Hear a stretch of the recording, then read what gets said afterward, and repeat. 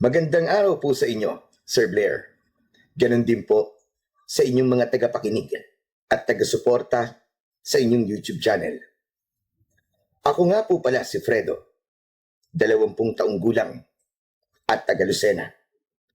Gusto ko lamang pong ibahagi sa inyo ang aming naging karanasan ng aking mga kaibigan nung kami ay nag-ride at nag-hiking sa isang bundok sa Kapalonga. Nabalitaan po namin na naghihimala raw po ang simbahan doon. Kaya naman naisipan namin na puntahan ang lugar na yon.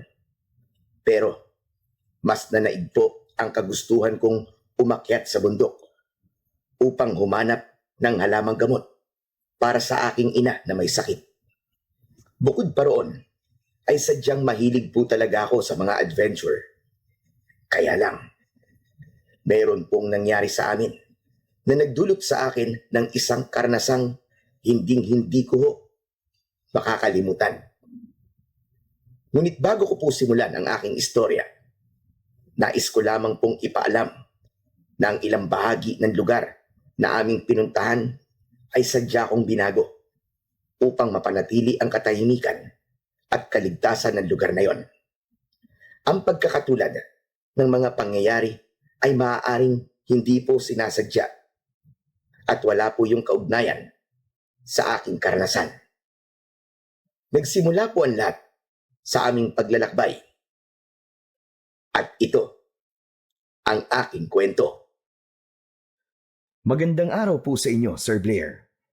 Ganon din po sa inyong mga tagapakinig at taga-suporta sa inyong YouTube channel. Ako nga po pala, si Fredo. 20 taong gulang na po ako, taga Lucena. Gusto ko lamang pong ibahagi sa inyo ang aming naging karanasan ng aking mga kaibigan. Noong kami ay nag-ride at nag-hiking sa isang bundok sa Kapalonga. Nabalitaan po namin na naghihimala daw po ang simbahan doon. Kaya naisipan namin na puntahan ang lugar na yon. Pero mas nanaig po ang kagustuhan kong umakyat sa bundok upang humanap ng halamang gamot para sa aking inang may sakit. Bukod pa roon, ay sadyang mahilig po talaga ako sa mga adventure. Kaya lang, meron pong nangyari sa amin na nagdulot sa akin ng isang karanasang hinding-hindi ko makakalimutan. Ngunit bago ko po simulan ang aking istorya, nais ko lamang pong ipaalam na ang ilang mga bahagi ng lugar na aming pinuntahan ay sadya ko pong binago upang mapanatili ang katahimikan at kaligtasan ng lugar na yon. Ang pagkakatulad ng mga pangyayari ay maaaring hindi sinasadya at wala po yung kaugnayan sa aking naging karanasan. Nagsimula po ang lahat sa aming paglalakbay. At ito ang aking kwento. Maaga pa lang ng araw na yon ay abala na kami sa paghahanda.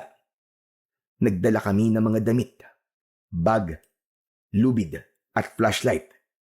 Hindi na kami nagdala ng pagkain dahil marami naman kaming madadaan ng karinderya sa aming pupuntahan.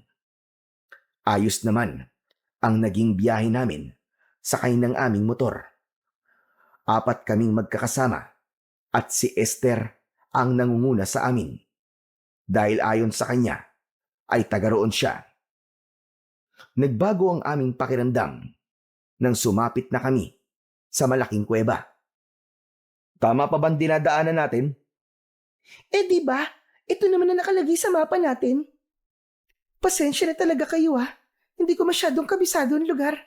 Umaasa lang din ako sa mapa na ibinigay ng matandang na pagtanungan natin. Ano ba? Tama lang nga yung kakahingi mo ng pasensya. Hindi naman tayo maliligaw dahil may mapa tayo eh. Kaya lang naman kayo nagkakaganyan ay dahil nakakatakot ang itsura ng kuweba. Tama si Roland. Wala nang atrasan to at wala nang sisiyan. Kaya mabuti pa, pumasok na tayo sa loob. Pasensya na talaga kayo guys. Ang tungkol lang sa kuweban to ang nalalaman ko eh. Ayos na yun. Sige, tara na. pumasok na tayo. Pagpasok namin sa loob ng kuweba, ay natuwa na ako sa itsura ng pader nito. Nawala ang kaba na nararamdaman ko. Napansin ko na maraming letra ang nakasulat doon, na ayon kay Esther ay makasaysayan daw yun dahil doon daw nagtago ang mga rebelding Pilipino na lumaban sa mga Kastila.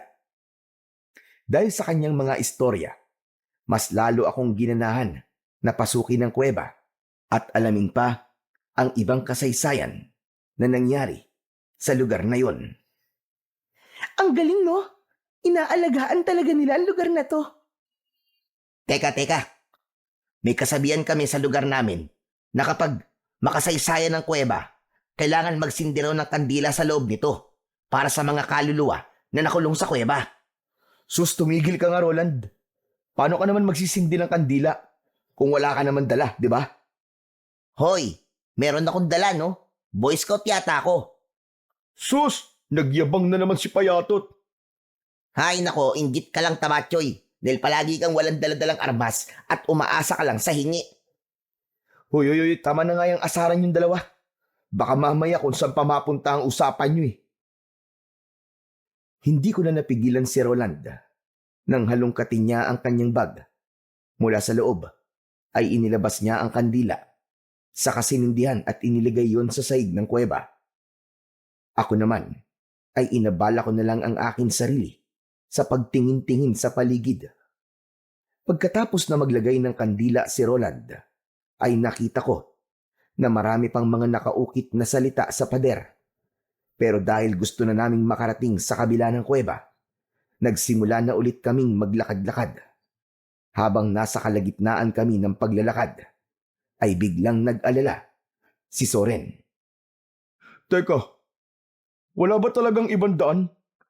Ang dilim naman dito. Hoy, lalaking hipad. May battery ang flashlight mo, di ba? Bakit hindi mo gamitin? Baka naman itabi mo lang yan.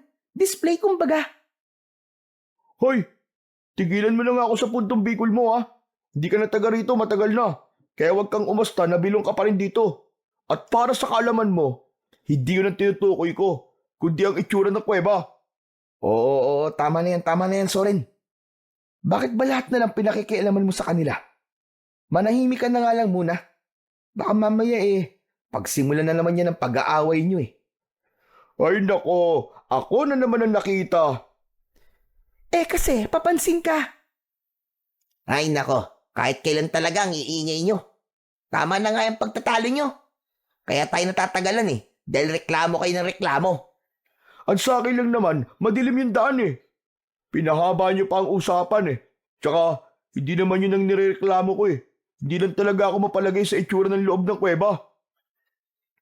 Bakit, natatakot ka ba? Iniisip mo ba na kagaya to sa mga napapanood mo tungkol sa masasamang nilalang? Ay nako, Soren. Habang maaga pa, tigil-tigilan mo na yan. Mas lalo ka lang matatakot Hindi ako nag-iisip ng ganung bagay. At sa akin lang naman, baka pwede lang naman nating ikutan. Wala ba talagang ibang daan? Pero hindi na tayo pwedeng bumalik May paniniwala kasi ang matatanda na kapag pumasok ka na sa sagradong kuweba, hindi ka na maaaring bumalik. Kasi humihigop raw yun ng masasamang enerhiya na sasama sa'yo hanggang sa pag-uwi. Roland, pwede ba? Alam niyo naman na matatakotin ako Kaya konting hinay-hinay naman sa pagsasalita. Soren, sumama ka rito dahil gusto mo at alam mo na nakakatakot ang lugar na pupuntahan natin. Hindi pwedeng kami ang mag-adjust sa'yo, pambira. Dapat matutunan mo rin kung paano maging matapang. Ganito na lang, Soren. Huwag na lang tayo maghiwalay sa paglalakad, okay? Ayos na ba yon? Sige. Basta walang takutan ha. Si Soren ang matatakutin sa aming magkakaibigan. Si Roland naman ay maraming paniniwala sa buhay tungkol sa mga masasamang elemento. Ngunit mapagpahalaga sa kalikasan. Siya rin ang pinakabata sa aming grupo. Si Esther, tahimik siya. May pagka-misteryosa pero maalalahanin sa barkada. Siya ang nag-iisang babae sa aming magkakaibigan. Nagkasundo na kaming pasukin ng kuweba habang dala ko ang mapa na nanggaling kay Esther. Pagsapit namin sa loob, habang hawak ang flashlight, pakiramdam ko, palalim ng palalim ang pinapasok namin. Teka, sandali lang. Parang malalim ng kuwebang to, guys. Sigurado ba kayo sa pinapasok natin? Parang nahawa na rin ako kay Soren eh. Sigurado, basta diretso lang. Maglakad na lang tayo. Baka makita na natin ang lagusan. Tuloy-tuloy lang. Habang nagsasalita, ay dire-diretso naman ang pasok namin sa loob ng madilim na bahagi ng kuweba. Nakakakilabot ang tunog dahil umieko ang aming boses. Ngunit ang takot na yon ay pilit kong pinaglalabanan. Para sa aking ina, lahat ay gagawin ko. Kahit ilang kuweba pa, ang pasukin ko. Sandali. Parang umiinit ang medalyon ko. Ayan ka na naman, Roland eh. Pwede ba? Huwag mo na ituloy kung ano man ang sasabihin mo na yan. Tama si Soren. Makakabuting mag-focus na lang tayo sa daan. Halina kayo. Teka, Fredo.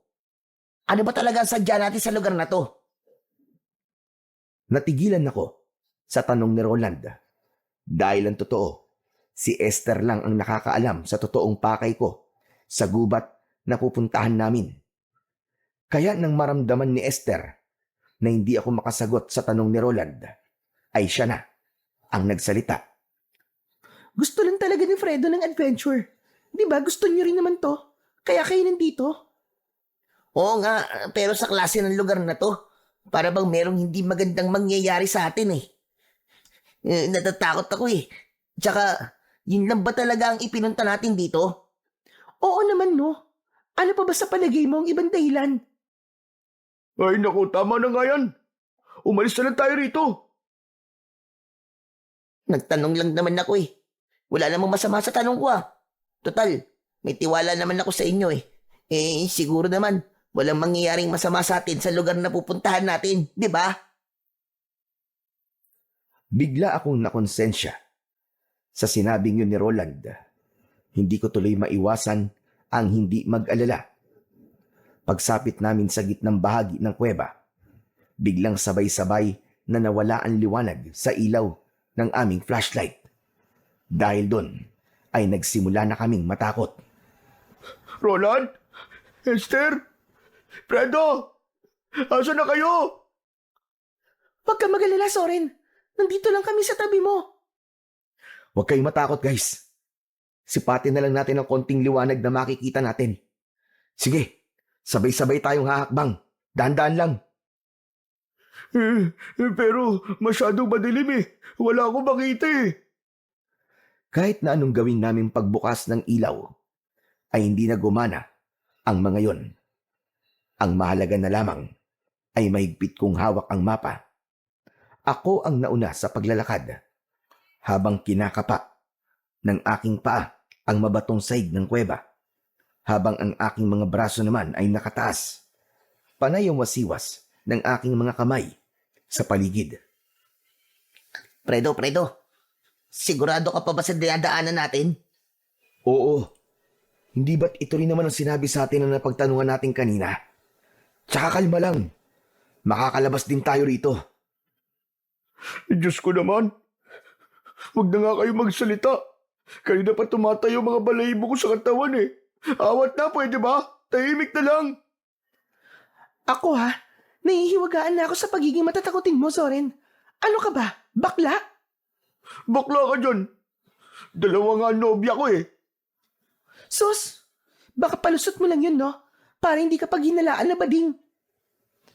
Habang nag-aasaran, sina Zoren at Esther ay bigla kaming nakarinig ng malakas na pag-angil sa hulihan ng aming daan. At sa pagkakataong yon, biglang sumindirin ng ilaw ng aming flashlight. Nagulat din kami sa biglang pagsigaw ni Zoren. Aswang! May aswang sa likuran ko! Parang kidlat na tumakbo ng mabilis si Zoren. Iniwanan kami. At dahil sa nakakatakot na sigaw na yon ng aming kaibigan, natakot na rin kami at sumigaw ng malakas habang tumatakbo pasunod sa kanya. Pagdating namin sa labas ay hindi pa rin tumitigil si Zorin sa kanyang pagsisigaw. Aswang! May aswang sa loob! Soren, tama na! Walang aswang, ano ka ba? Kita-kita ko, may aswang sa lugar na yon. Nakita ng dalawang mga mata ko. May babae doon. Natanggal ang kanyang mga mata. Maniwala kayo, nakita ko talaga. Zorin, huminahon ka nga muna. Walang aswang, ano ka ba? Walang aswang sa lugar na to. Makinig kayo. Totoo nakita ko. Isa siyang kampo ng kadiliman. Dahil bukod sa kanyang naaagnas na muka, may dalawa rin siyang sungay na kasing haba ng sungay ng kalabaw. Soren, pwede ba? Tama na. Tinatakot mo lang ang sarili mo eh. Esther, Fredo, maniwala kayo sa akin oh. Mayroon talaga akong nakita. Hindi ako maaaring magkamali. Nasa likod ko siya kanina. At tinawakan niya ang braso ko. Tumahimik ka nga muna. Tama na yan. Pagmasdan niyo ang lugar na to. Tignan niyo ang labas ng kuweba. Saka lang namin naalala na nasa labas na kami ng kuweba. Sabay-sabay naming tinignan ng lugar at tumambad sa aming paningin ang halos pare-parehong sukat ng matataas na puno ng kahoy. Payat na may mga orkidyas na nakadikit sa bawat balat. Madilim rin ang bahagi ng lugar na yun. Ngunit ang mas nakakatakot sa lugar ay ang larawan na nakaukit sa pader ng kuweba. Isang nilalang na ulo ng kalabaw, pero tao ang muka. Nagkatinginan kami ni Esther dahil tugmayon sa itsura na sinasabi sa amin ni Zorin. Si Esther ang bumasag ng aming katahimikan. Ah, alam ko na. Kaya ka nagsasabing may aswang, baka nakita mo lang ang mga larawan na yan. Panakot lang yan sa daga, no? Para hindi nila sirain ang alay ng mga tao na pumupunta sa kuweban to. Tsaka, hindi yan totoong aswang. Iginuhit lang yan talaga sa pader. Hindi kayo naniniwala sa akin? Sige nga, hindi niyo man narinig ang angel kanina? Siya yun. Ang aswang na nasa likuran ko kanina, siya ang umangil. Parang gusto ko na rin maniwala kay Zorin. Pero wala naman talaga akong nakita na nilalang sa likod niya kanina. Kaya hindi ko na napigilan ang hindi magtanong kay Esther. Bilang pagpapanatag ng loob naming lahat. Teka, ano bang klaseng lugar to, Esther? Bakit dito tayo napunta? Eh di ba ang sabi ng matanda? Ilog ang kabila ng kuweba. Oo nga, pero bakit kakahuyan na nandito? Malayo sa itsura ng mapa. Sinasabi ko sa inyo, may mali talaga sa lugar na to. Pwede ba tumahimik ka muna, Zorin? Pati ako naguguluhan na rin sa'yo eh. Paano kung tatahimik, Fredo? Sige nga. Ikaw ang nagdala sa amin dito, di ba? Kayong dalawa ni Esther na nagplano nito. Tama na nga, Soren. Huwag muna tayo mag-isip ng kung ano-ano sa lugar na to. Aaminin ko na hindi ko rin alam kung bakit nagkaganito ang lugar na to. Kung ganun, posibleng nagkamali tayo ng lugar na napuntahan. Paano naman ang mapa na to, di ba? Dito lang tayo nagkamali sa lagusan ng kuweba eh. Pero ang lahat ng dinaanan natin bago makarating dito ay tama sa lokasyon nakalagay sa mapa. Baka naman nagkamali tayo ng daan, tol. Isa pa, nabura na ang ibang mga detalye sa mapa, di ba? Kaya hindi pa rin tayo nakasigurado kung tama itong binabagtas natin. Nang mga sandaling yon, ay bumundol na ang kaba sa aking dibdib. Lalo pa at wala kaming ibang nakitang daan. Panay puno ang nakaharang sa aming harapan. Kung ganun bumalik na lang kaya tayo. Hindi nga pwede yung ganun. Anong hindi pwede? Natatakot na ako sa lugar na to Tsaka guys, ano ba? Hindi ba't sinabi ko sa inyo kanina? Meron talaga akong nakitang babae. Sinundan niya pa nga ako Bakit ba ayaw niyo maniwala sa akin? Dahil hindi ka panipaniwala, matatakutin ka Baka ilusyon mo lang ang nakita mo kanina. Namamalikmata ka lang, Zorin. Kaya sana tigilan mo na yan. Huwag ka nang dumagdag, please. Ako pa ngayon na huwag dumagdag. Hindi ba't ikaw naman ang dahilan kung bakit tayo nandito sa sitwasyon na to? Pero walang nagpilit sa'yo na sumama sa amin. Pwede ba, pwede ba? Hindi to tamang oras para pag-usapan yan. Huwag na kayo magtalo. Ang kailangan natin ngayon ay makaalis sa lugar na to. Okay na. Ganito na lang. Maglakad pa tayo sa unahan ng lagusang to. Hindi na rin tayo babalik. Kailangan na nating ituloy ito. Tara na. Biglang natahimik ang pangkat namin nang magsimula na kaming maglakad at dumaan sa kakahuyang yun. Halos wala kaming makitang daan, maliban sa mga puno na perpekto ang pagkakatanim. Para bang hindi pa yun napapasok ng mga tao. Ngunit pagsapit namin sa gitna ng kakahuyan, ay napansin namin na merong mga nakasingit na tuyong sanga sa balat ng bawat punong madadaanan namin. Hinawakan ko yun, pero lumapit sa akin si Esther. Ano to? Anong ibig sabihin ng mga sanga ng kahoy? Meron pa dito, Fredo! Siguro mga markers yan ng mga taong unang umakyat sa bundok na to. Kung sa bagay, ginagawa ko rin yun kapag hindi ako sigurado sa lugar. Palatandaan yan para hindi ka maligaw. Ang ibig sabihin, tama ang sinusundan nating daan sa mapa. Baka masyado lang talaga tayo nagpapa-apekto sa mga sinasabi ni Soren eh. Kaya tayo nag-iisip ng kakaiba eh. Saglit kaming tumigil sa paglalakad at inilinga namin ang aming paningin sa paligid. Sinubukan ko na baka meron akong makitang halamang gamot na makapagpapagaling sa sakit ni nanay. Ang sabi ng matanda na napagtanungan kasi namin, ang kakaibang turmeric o luyang dilaw ay may mabisang gamot sa kanser. Ngunit ang turmeric na hinahanap namin ay kadalasan na tumutubo sa gitna ng kagubatan. Tuloy lang tayo, guys.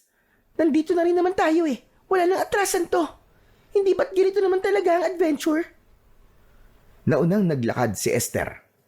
Kasunod, ang dalawa na panay ang hampas ng kahoy sa mga halaman na nadadaanan namin. Samantalang ako naman ay pinagmasdang mabuti ang bawat palatandaan na nakikita ko sa katawan ng bawat puno. Saka ako sumunod sa kanila habang panay ang linga sa paligid. Teka, sandali lang. Kung marker ng mga hiker ang mga nasa sanga na yan, bakit halos lahat ng puno ay merong marker? Oo nga no. Mukhang hindi marker ang mga yan, Esther. Lumapit si Esther sa mga puno at nag-aalalang napatingin sa aming tatlo. Pasensya na kayo. Hindi rin ako sigurado sa nakikita natin eh. Ano? Ang ibig mo sabihin eh, hindi ka na sigurado sa daan natin? Oo eh. Pasensya na. Lintik na! Yan ang nga ba ang sinasabi ko eh. Bakit hindi mo naman kagad sinabi? Teka. Hindi ba't nanggaling na tayo rito kanina? Kaya nakita na naman natin ang mga palatandaan na yan. Saka lamang namin napansin na tama nga ang sinabi ni Roland. Kaya bumalot na ang takot sa aming dibdib. Esther, paano mo ipapaliwanag to? Hindi na tayo sigurado sa lugar na to. Hindi na nga natin makita ang daan pabalik sa kuweba eh. Diyos ko naman, paulit-ulit kayo. Di ba ang sabi ko? Hindi na ako sigurado sa daan na to. Ang kulit nyo naman eh. Natatakot na rin ako, guys. Tsaka, wag na kayo magalit sa akin. Kasama nyo naman ako maliligaw, di ba? Hindi ko alam kung magagalit ba ako o maiinis sa katwiran na yon ni Esther. Pero kahit na anong sabihin namin at gawin, ako pa rin ang may kasalanan dahil ako ang totoong dahilan kung bakit kami nalagay sa sitwasyon na yon. Sandali. Anak ng putya, yung medalyon ko nawawala. Tulungan niyo ako, guys. Hanapin natin yung medalyon ko. Pabayaan mo na medalyon mo, Roland. Umalis na tayo rito. Mas mahalaga pa ba yun sa buhay natin? Oo, dahil importante yun sa akin. Hindi pwedeng mawala yun. Dahil yun na lamang ang alaala sa akin ni Lola. Fredo, samahan muna natin si Roland. Hanapin natin ang medalyon niya. Kung sa bagay, baka nahulog lamang yun sa kung saan. Kung marami tayong maghahanap sa medalyon, mabilis natin yung makikita. Kailangan mahanap natin yun dahil malaki ang maitutulong nun sa paglalakbay natin. Lalo na ngayon na nasa kakaibang lugar tayo. Agad kaming bumalik sa lugar na dinaanan namin kanina. Habang nakatungo kami sa lupa, maya-maya pa ay nakita rin ni Roland ang kanyang medalyon. Eto na guys, nakita ko na. Salamat naman at hindi tuluyang nawala. Lumapit kami sa kanya at nakita namin na naputol ang tali nun. Kaya lang, bigla kaming natigilang lahat nang marinig namin ang huni ng mga langaw sa hindi kalayuan ng aming kinatatayuan. Sinundan namin ng tingin ang pinagkakaguluhan ng mga langaw. Ganun na lamang ang sigaw naming magkakaibigan nang makita namin ang isang naaagnas na bangkay ng tao. Halos wala nang natirang laman na bumabalot sa bungo nito. Nakanganga ang bibig nito. Wasak ang tiyan at may lumalabas na mga uod. Diyos ko! May patay! May patay! Takbo na! Sandali! Hintayin niyo ako! Hoy!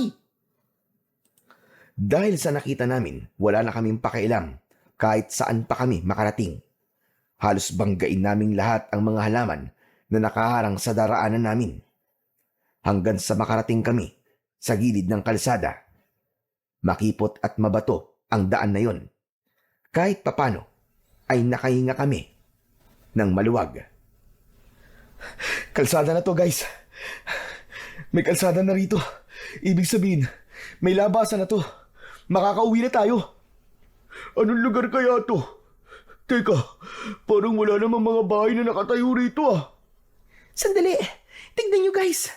May nakasulat sa kahoy. Ayun oh. Binasan ni Roland ang nakasulat sa signboard na gawa sa tabla, habang kaming lahat ay doon na rin nakatingin. Sitio Maligaya. Pambihirang pangalan naman yan, oo. Anong maligaya ba ang pinagsasasabi ng signboard na yan? Nakakatakot nga ang lugar na to eh. Hindi ko rin alam ang lugar na to. Teka, ayun oh. May bahay sa bandaron. Halina kayo, magtanong tayo doon. Teka. Karinderya yan ah. Ang lupit naman ng lugar na to. Karinderya? Sa gilid ng kalsada na walang nakatirang tao. Ano ka ba naman, Zorin? Baka karinderya yan para sa mga sasakyan dumaraan dito. Magpasalamat na lang tayo dahil kahit papano may mapagtatanungan tayo. Magpasalamat. Magpasalamat saan? Na nakakita tayo ng naagdas na bangkay? Anak ng tutya ko. Baka nga sila pa ang pumatay sa taong yun eh. Huwag na lang tayong tumuloy dyan, Fredo. Huwag na tayong lumapit sa kanila. O sige, pero pupunta pa rin tayo. Pero saka na tayo magtatanong. Ginutom kasi ako eh. Wala nang nagawa ang mga kasama ko dahil nakaramdam na rin pala sila ng gutom. Pansamantala ay nawala ang takot namin habang nilalapitan namin ang karinderya. Nasa liblib na lugar ito at merong mga puno sa paligid. Maayos naman ang itsura. Mukhang malinis naman. Kaya lang, napaisip kami kung kakain ba kami roon dahil naalala namin ang nakita naming katawan ng tao. Mukhang okay naman ang pagkain ah. Saka, gutom na talaga ako eh. Talo-talo na to. Ano sa palagay nyo? Ako rin. Bigla akong nagutom nang maamoy ko ang singaw ng pagkain. Kayo na lang sigurong kumain, guys. Inaayos ko pa tong medalyon ko eh. Dahil naputol yung tali. Kakain na rin ako. Mukhang masarap eh. Huwag na muna tayo mag-isip ng kung ano-ano ha. Ang mahalaga, malagyan ng tiyan natin ng pagkain para makapag-isip tayo ng maayos. Pagdating namin sa tapat ng karinderya, naupo kami sa harap ng lamesa. Pagkatapos ay pinagmasdan ko ang mga pagkain. Hindi ko naman maipaliwanag ang aking nararamdaman. Para bang may kakaiba sa lugar na yon. Pero dahil kumakalam na talaga ang aking sikmura, ay naghintay kami sa paglabas ng bantay roon. Maya-maya pa ay lumabas ang mag-asawa. Nakangiti sila at mukha namang mabait. Tinanong kami kung ano ang ulam na bibilhin namin. Pero si Zoren ay hindi na iwasang hindi mag-alala sa mga pagkain. Fredo, wag na nga lang kaya tayong kumain. Parang kakaibang lugar na to eh. Mukha namang masarap ang niluto nila pero hindi naman natin alam kung anong klaseng karne ang nakahain. Pero si Esther ay nagtuturo na sa mga ulam na naroon. Nagbigay rin ng pagkain ang mag-asawa at inilapag ang plato nito sa ibabaw ng lamesa. Sabay subo sa pagkain. Napalunok kami ng laway dahil mukhang sarap na sarap si Esther sa kanyang kinakain. Gusto naming tanungin si Esther kung gaano kasarap ang pagkain. Kaya lang, nasa tabi namin ang mag-asawa at seryosong nakatingin sa amin.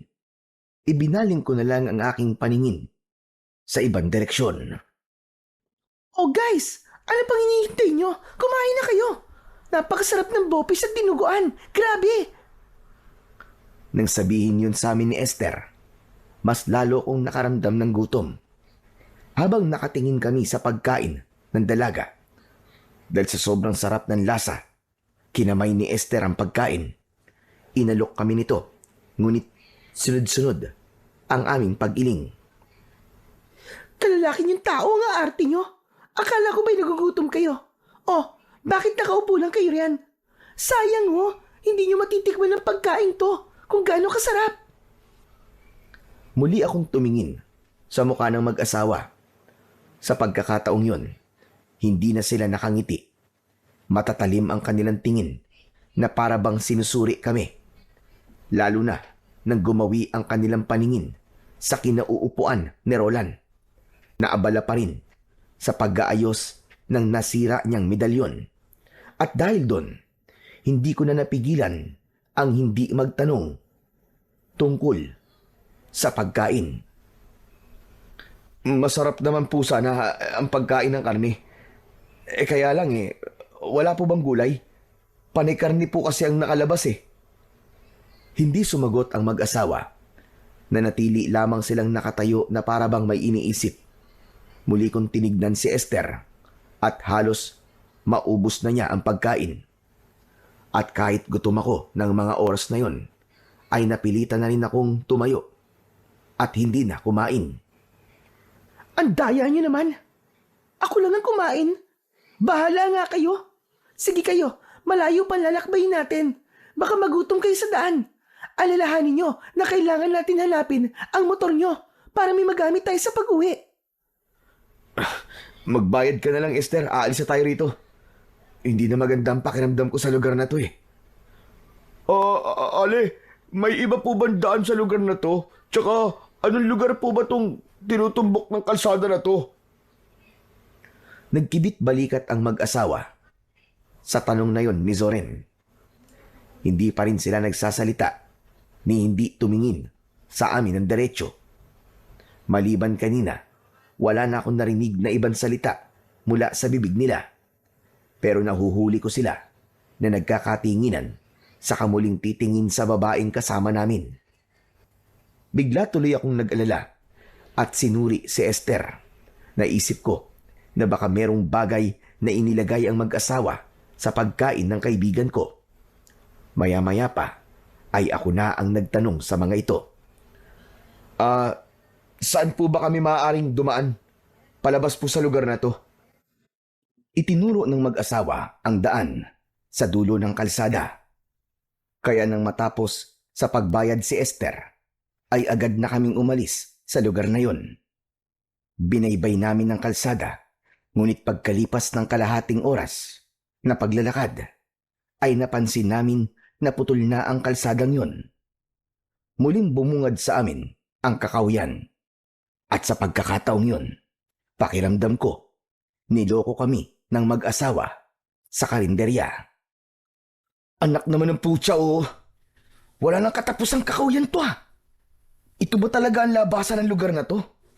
Parang panibagong panganib na naman ang haharapin natin sa lugar na to Baka naman, dyan talaga ang daan. Malay mo naman na nagsasabi ng totoo mag-asawa na yun. Mukhang ayos naman silang kausap Wala namang masama kung tutuloy tayo, di ba?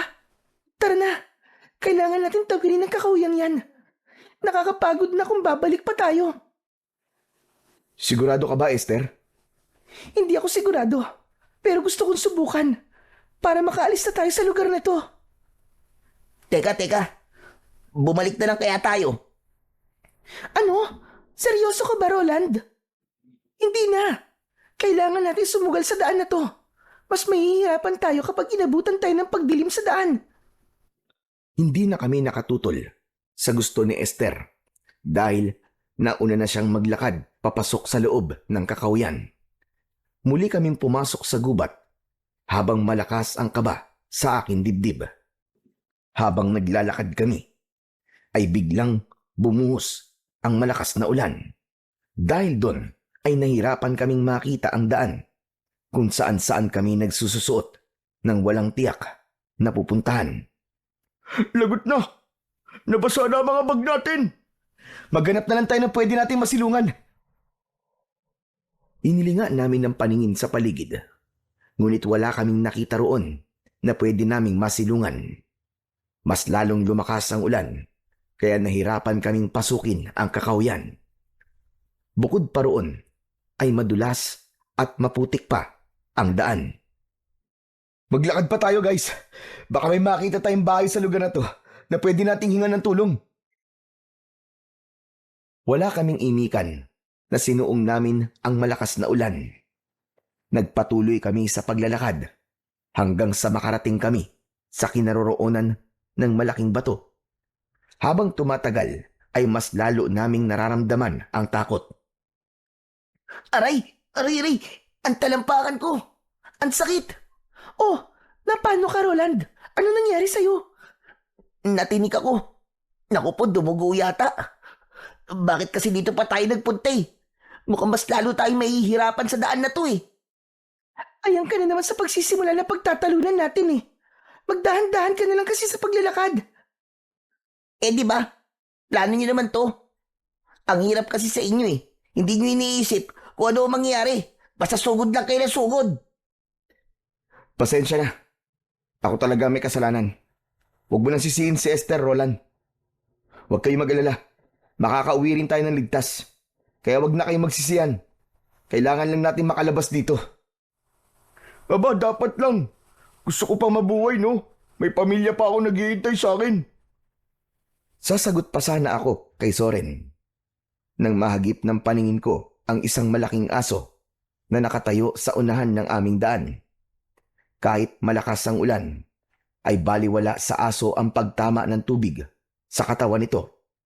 Bigla akong natigilan dahil ngumisi yun na para bang may tumutulo pa na malapot na laway sa bibig nito. Kasunod ng pag-angil habang humahakbang papalapit sa amin. Guys, may aso, humanda kayo. Sa tingin ko asong ligaw yan.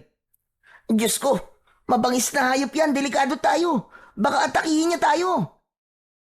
Dahil sa sinabi ni Roland, napaatras kami ng hakbang papalayo sa aso. Umangil ang hayop habang nakatingin sa amin. Kasunod, nang mataas niyang pagtalon papunta sa aming kinaroroonan. Inatake niya kami. Malakas kaming napasigaw. Wala kaming inaksayang oras.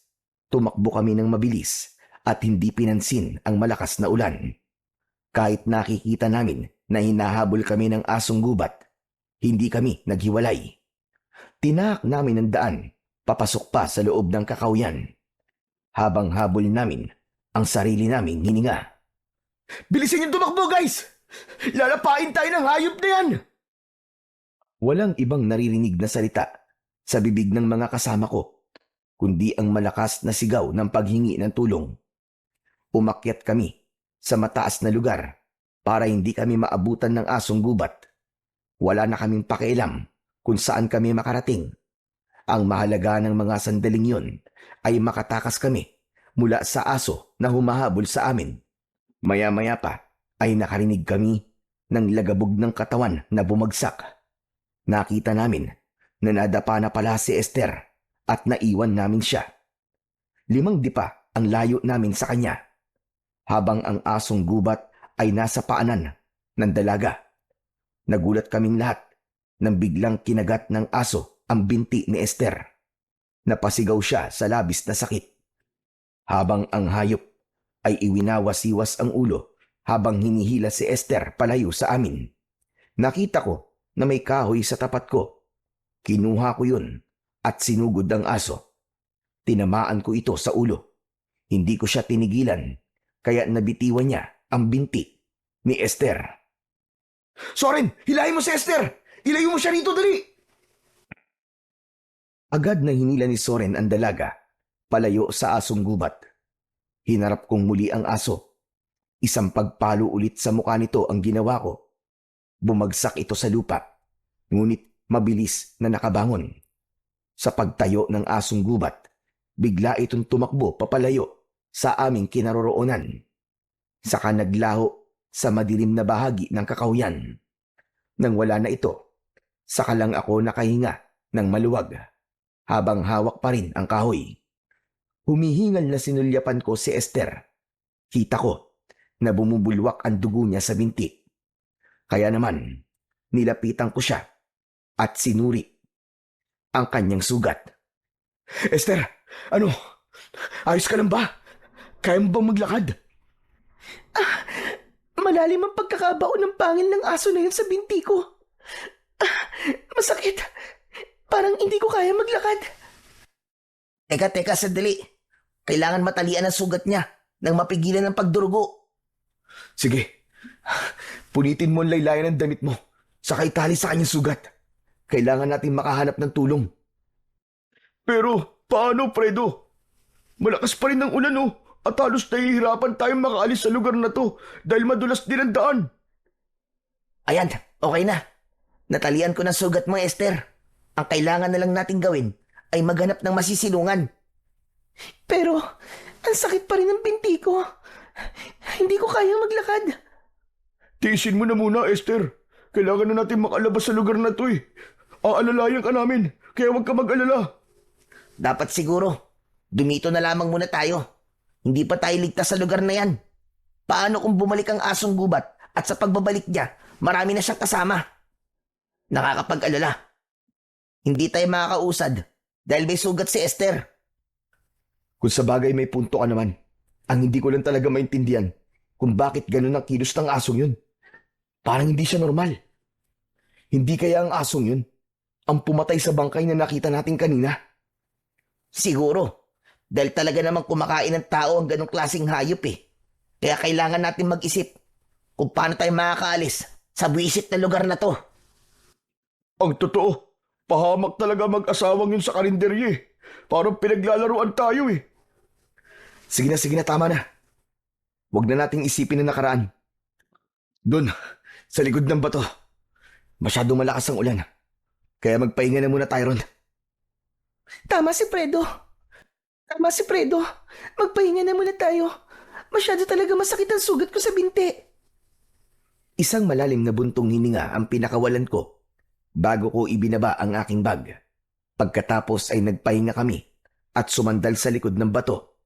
Dahil sa malagundaon ng puno sa tapat ng aming kinatatayuan, ay nabawasan nun ng pagtama ng ulan sa katawan namin. Saka ko lang naramdaman ng pagod.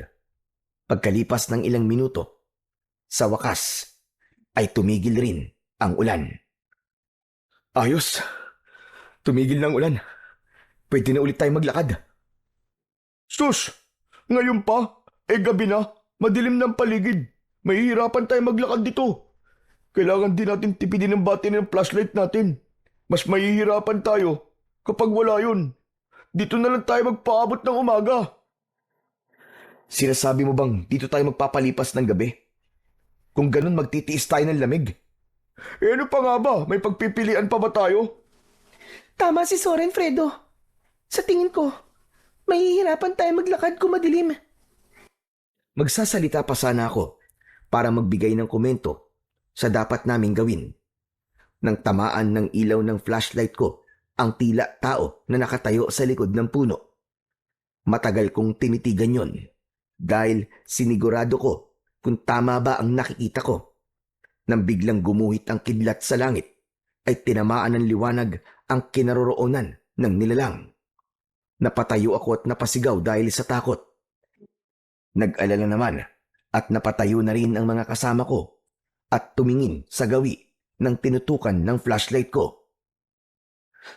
May babae sa bahaging yun. Tara na. Umalis na tayo rito. Bilisan nyo. Hindi tayo nag-iisa sa lugar na to. Kasunod ng pagmamadali kong umalis, ay sumigaw na rin si Soren. Takot na takot siya habang natataranta na dinadampot ang mga gamit. Nandito siya. Nakasunod siya sa atin. Yung babae sa kuweba, maniwala kayo. Nasa paligid lang natin siya. Ano ba kayo? Huminahon nga muna kayo. Wala naman akong nakikita eh. Bakit ba kayo nagkakaganyan? Nakita ko, Esther. Kaya tara na. Umalis na tayo rito. Totoong sinasabi ni Soren. May nakasunod sa atin. Halos buhatin namin si Esther. Makaalis lang sa lugar na yon. Sumasabay pa sa amin ang malakas na pagguwit ng kidlat, pati na ang pagdagundong ng kulog sa paligid. Nanginginig kami sa takot. Habang si Roland naman, tahimik siyang nakasunod sa amin habang hawak niya ang medalyon. Panay ang linga niya sa amin at sa paligid. Umaasa kami sa liwanag ng aming flashlight. Nang mga oras na yon ay nagsisimula na akong magsisi. Lalo na nang makita ang paghihirap ng aking mga kaibigan. Ipinagdasal ko sa Panginoong Diyos na sana ay hindi niya kami pabayaan habang tinatahak namin ang daan at nakaalalay kami kay Esther. Narinig namin ang kaluskos sa paligid, pati na ang pag-angil ng hindi nakikitang nilalang. Halos mabingi kami sa tibok ng aming puso. Maya-maya pa, nagsalita si Roland.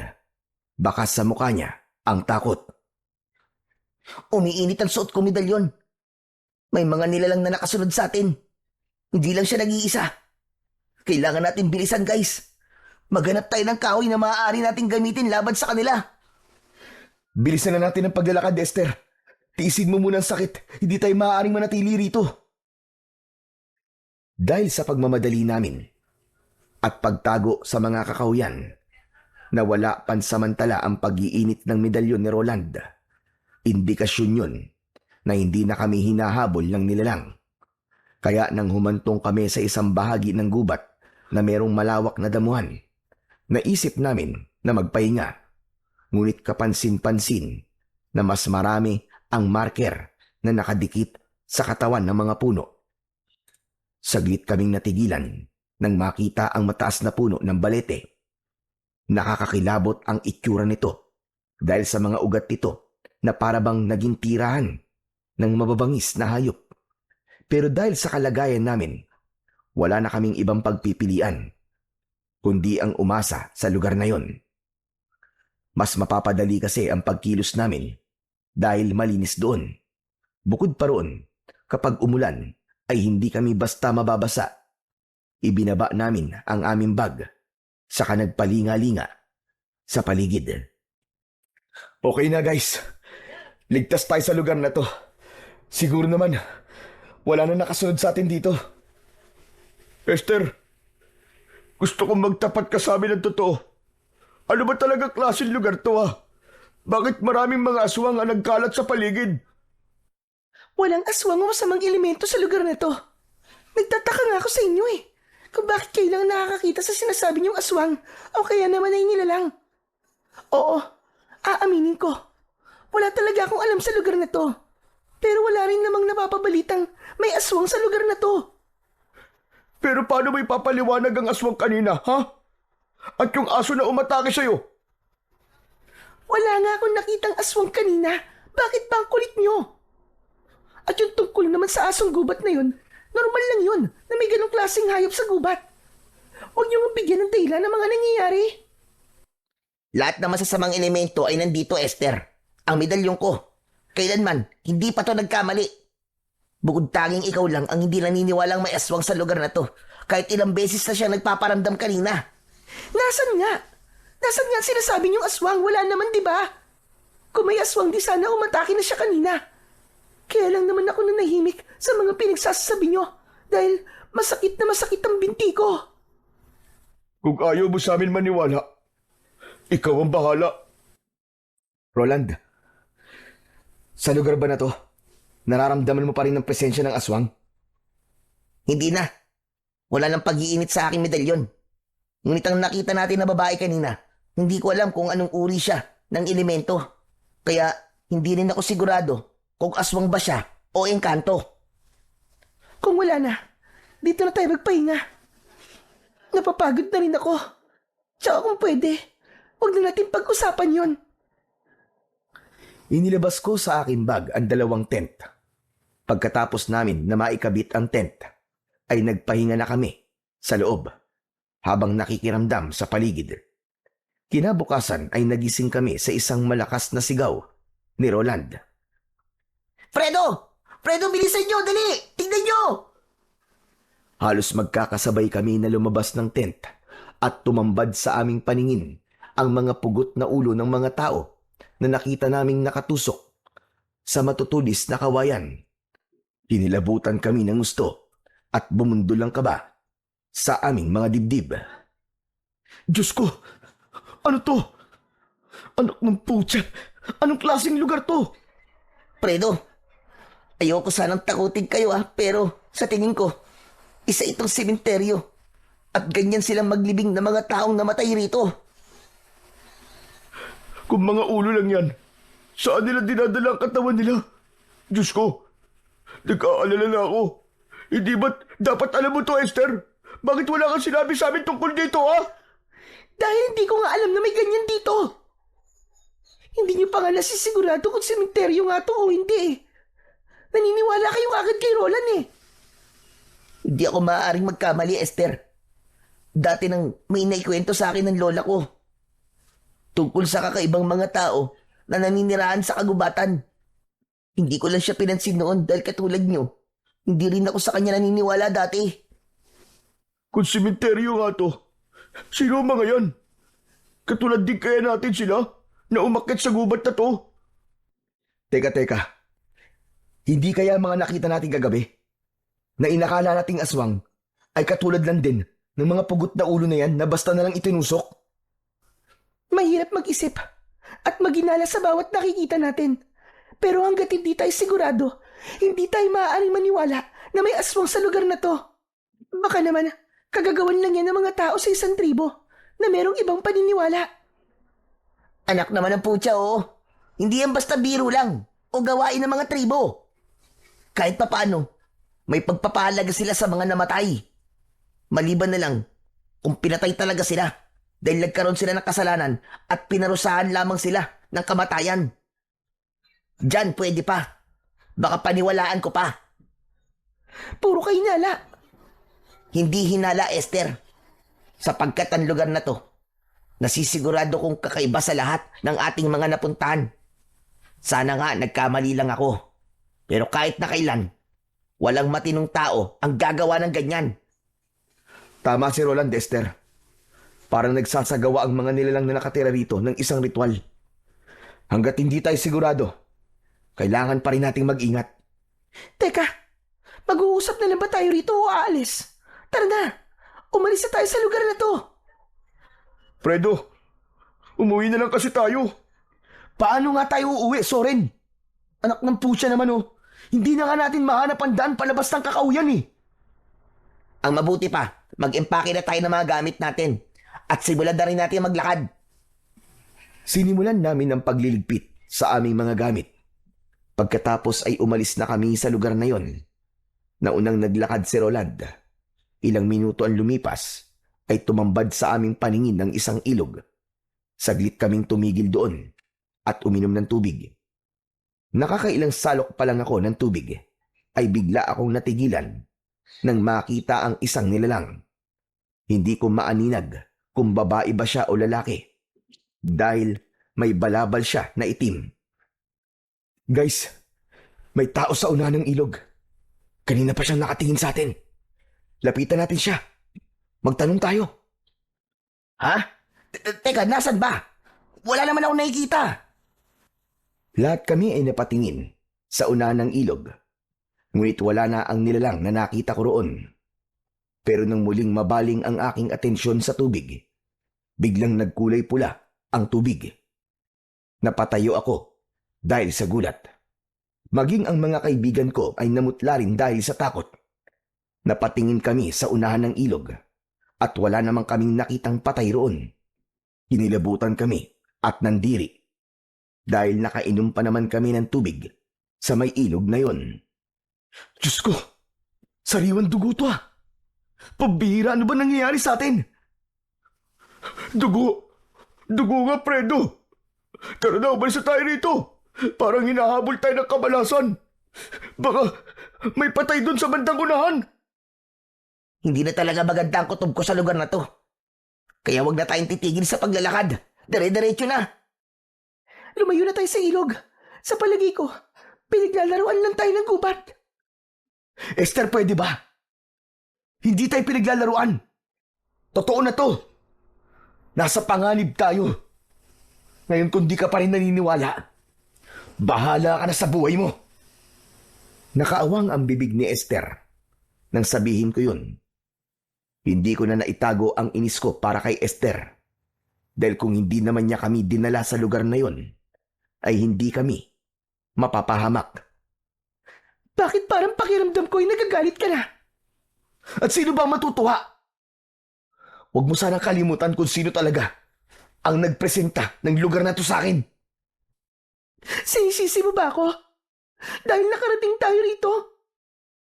Huwag mo rin sanang kalimutan na may kasalanan ka rin dito, Fredo. Kaya wag lang akong sisisihin mo. Pwede ba? Wag na kayo magsisiyan. Pare-pareho naman kayo may kasalanan eh. Nadamay pa nga kami rito, di ba? Wala namang magbabago eh. Kahit magtalo pa kayong dalawa dyan. Saka lang ako natigilan at napasuntok sa halaman na nadaanan namin. Nagsimula ulit kaming maglakad na pilit binabaliwala ang itsura ng lugar. Pagkalipas ng ilang sandali, ay humantong na naman kami sa ilog. Ngunit sa pagkakataong yun, ay natigilan na ako. Hindi na ako sigurado sa lugar na pinupuntahan namin dahil ibinalik lang kami kung saan kami nanggaling kanina. Lintik na. Dito rin tayo nanggaling kanina. Oo nga. Diyos ko, paano na to? Dito na ba tayo mamamatay? Huwag ka magsalita ng ganyan, Soren. Patawarin niyo ako.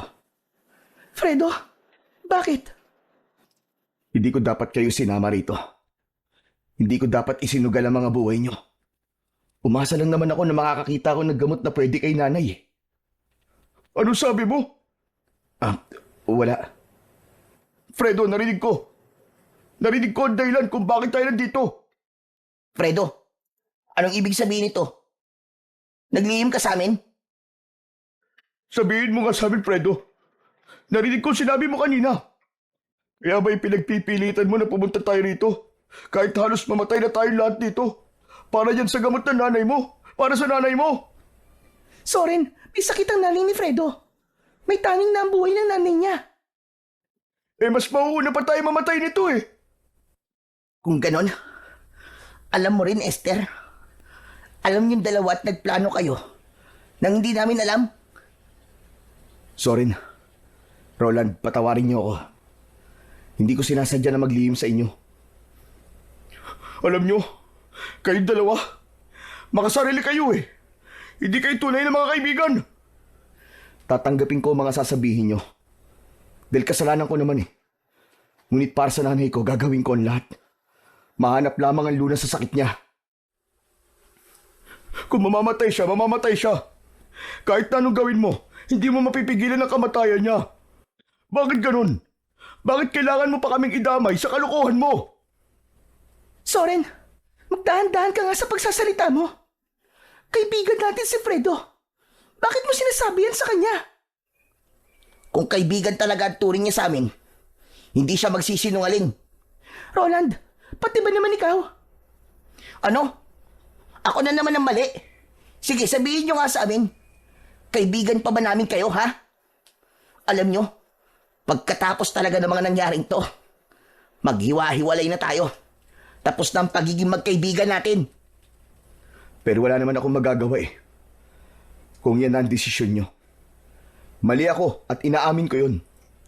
Pero kayo lang naman ang inaasahan kong tutulong sa akin eh. Kaya ko to nagawa. Pero mali. Dahil sa umpisa pa lang, niloko mo na kami. Lalo-lalo ka na, Esther. Magsama kayong dalawa. Total, palagi naman siyang kinakampihan mo eh. Magkasabwat pa kayo.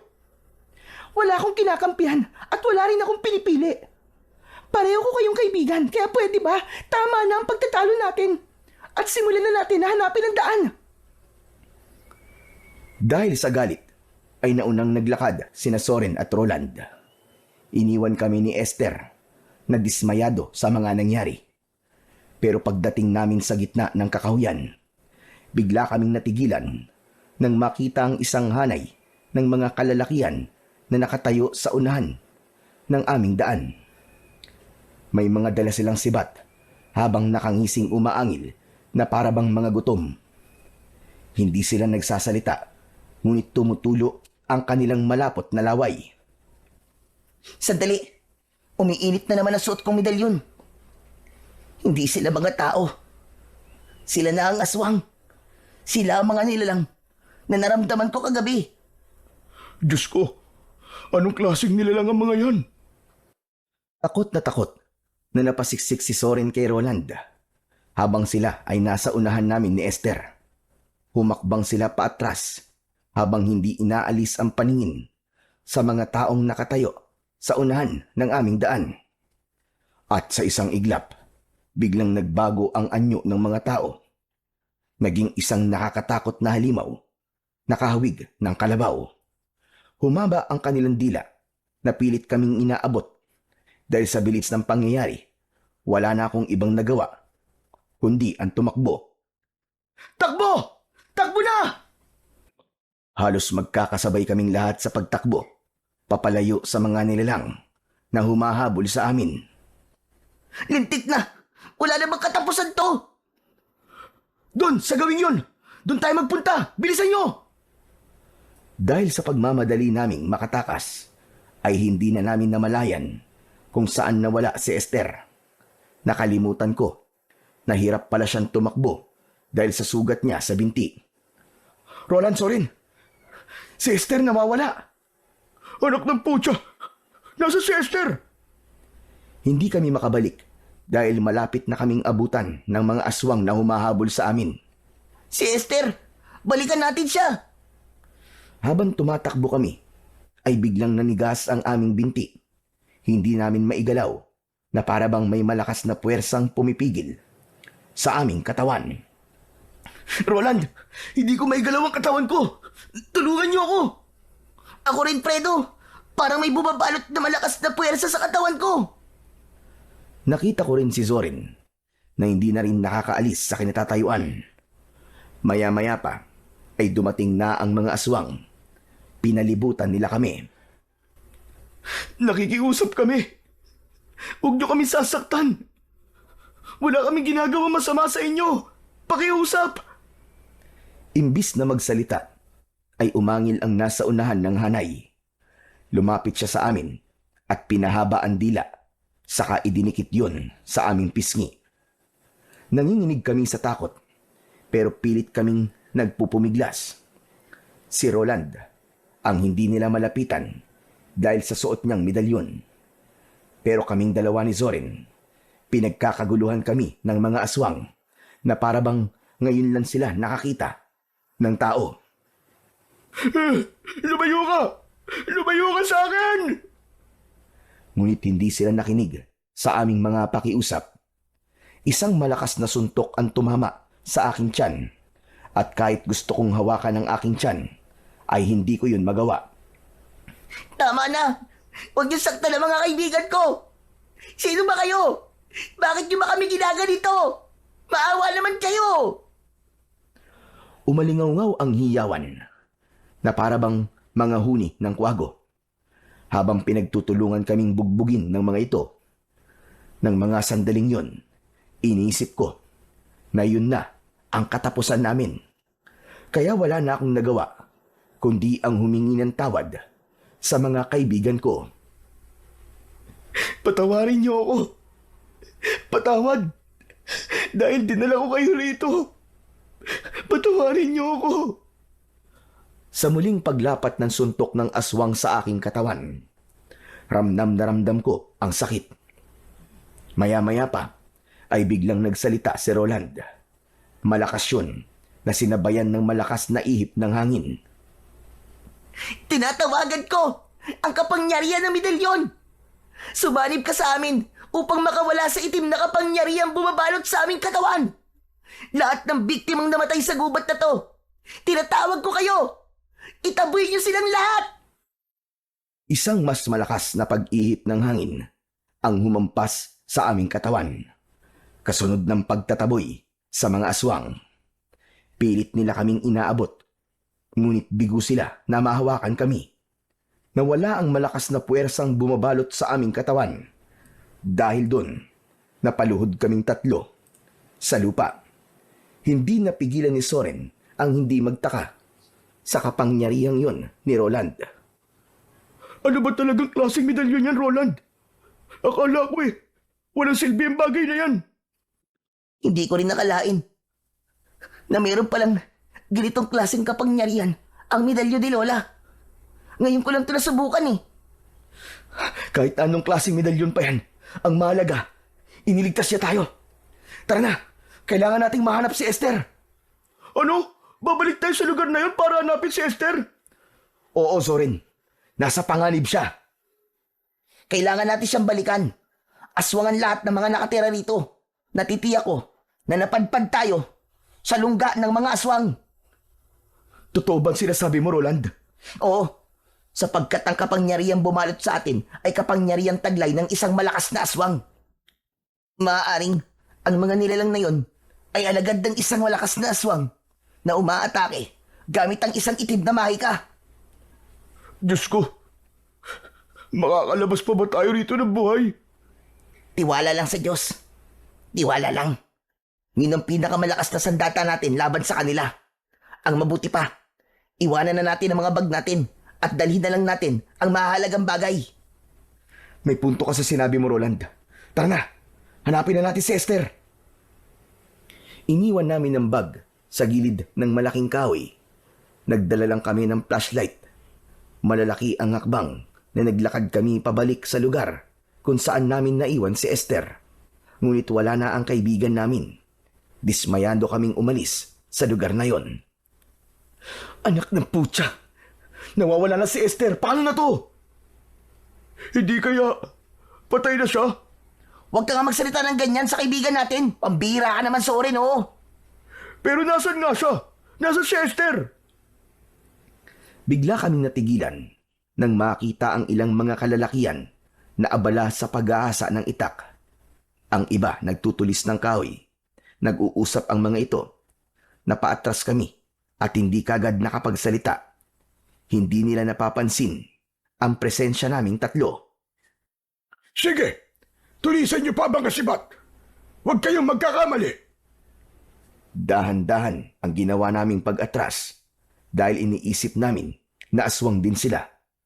Kagaya ng mga nilalang na umatake sa amin kanina. Habang hindi namin inaalis ang paningin sa kanila, nagtago kami sa likod ng isang malapad na puno. Lalapit ako sa kanila. Magbabakasakali ako na matutulungan nila tayo.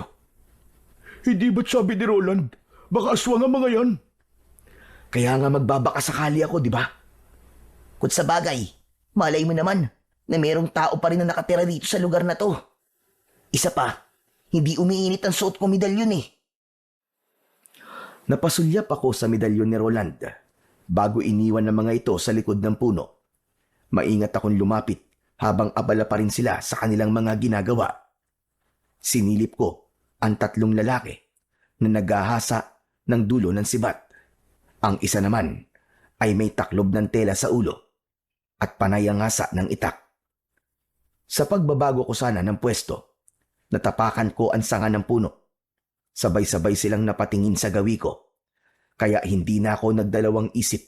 Tumakbo ako sa kinaroroonan ni Soren at Roland.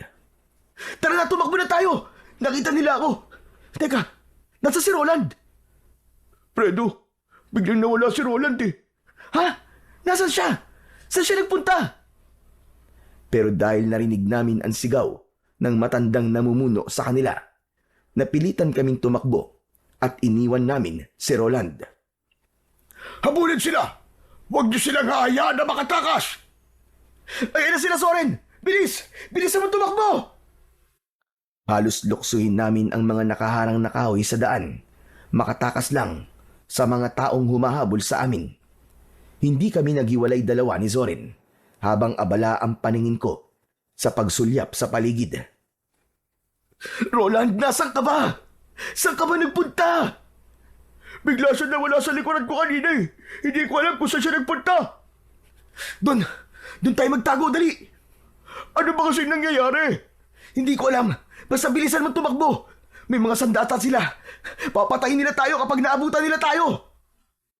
Bilisan niyo! Mga kasama! Baka makatakas sila! Yun ang narinig kong sigaw ng matandang nangunguna sa paghabol sa amin. Mas lalo naming binilisan ng pagtakbo. Pero dahil sa mga kahoy na nakaharang sa daan, natisod kami at bumagsak kami sa lupa. Nasugatan ako sa tuhod at si Soren naman, hindi niya ako iniwan. Sige na! Tumakas ka na, Soren!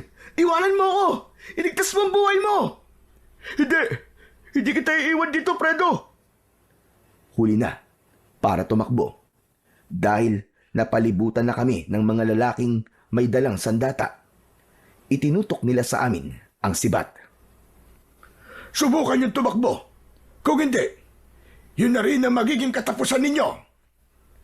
Nagkatinginan kaming dalawa ni Zorin. Itinaas namin ang dalawa naming mga kamay bilang pagsuko.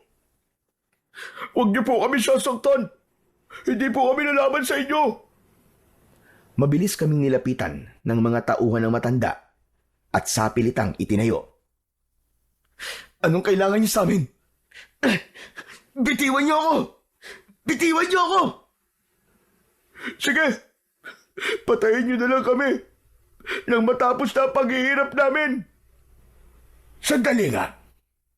Kayo ang nangahas na pumasok sa lugar na to. Maniwala po kayo.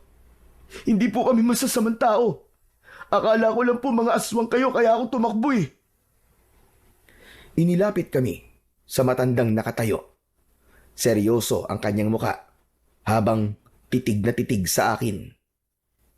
Dinala niyo ang lalaking yon sa demonyo. Ho? Sino po lalaki, Lolo? Teka, hindi ko po kayo maintindihan eh. Hindi ako sinagot ng matandang lalaki. Sa halip tumingin siya sa kanyang mga kasama at nagsalita. Humanap na tayo ng masisilungan at isama ang dalawang binatang yan. Bilis! Bago pa sila dumating! Sino po sila? Sino po? Sumagot kayo. Saan niyo po kami dadalhin? Nakikiusap po ako, pakawalan niyo na po kami! Lo, hindi po kami masamang tao, maniwala po kayo. Hindi po namin alam kung ano po sinasabi niyo eh. Kahit anong pagpupumiglas namin, ay hindi kami makawala sa pagkakahawak ng mga lalaki sa tigkabilaan naming mga braso. Wala na kaming nagawa nang kalad ka rin kami ng mga ito papunta sa ibang direksyon ng daan. Pagkalipas ng kalahating oras na paglalakad, ay narating namin ang kuta ng mga lalaking dumampot sa amin. Nang mga sandaling yon, ay kalat na ang dilim sa paligid. Maraming nakasinding sulo at halos maliwanag na ang lugar na pinagdalhan sa amin. Nakita namin ang halos kasing edad naming mga lalaki na parabang nagsasanay sa paghawak ng armas. Sige na! Pakawalan niyo na sila! Umupo kayo sa malaking bato na yan! Nagtataka kaming sumunod sa pinag-uutos ng matandang lalaki. Naupo siya sa harapan namin. Lolo, ano po bang kailangan niyo sa amin? Inililigtas ko lang kayo. Ang naramdaman kong malakas na puwersa ay nanggaling sa pinakamalakas na medalyon ng lalaking kasama niyo kanina, hindi ba? Nagkatingin ang kaming dalawa ni Zorin. Dahil sa pagtataka. Paano niyo po nalaman ang tungkol kay Roland? Hindi na mahalaga kung paano ko nalaman. Ang mahalaga, nandito kayo sa ligtas na lugar. Kanina po kasi sinabi niyong baka dumating sila. Sino po bang sila ang tinutukoy niyo, Lolo? Lolo Espilo, ang itawag niyo sa akin. Ang tinutukoy ko kanina ay ang mga aswang na bagat. Ang mga nilalang na totoong nakatira sa kagubatang ito. Sila ang mga nilalang na papatay sa inyo. Ano pong ibig niyo sabihin? Papatayin nila kayo bilang pag-aalay sa kanilang suprema. Suprema? Alay? Pero, mga lalaki po kami. Akala ko po ba dalagang birhen lamang ang inaalay? Hindi birhen, kundi isang binatilyong may suot na medalyong tres pico dignum o medalyong naguutos sa hangin para alisin ang malakas na puwersa ng kadiliman. Si Roland po ba? Siya po ba ang tinutukoy niyo, Lolo Espilo? Siya po ang alay? Oo, tama ka. Sapagkat dinala kayo rito upang maisagawa ang pag-aalay. Nagkatinginan kaming dalawa ni Zoren. Hindi namin maintindihan kung ano ang ibig sabihin ng matanda. Ang mga bagat ay aswang na binuhay ng isang anak ng demonyo. Sumasamba sila sa demonyo ng bundok.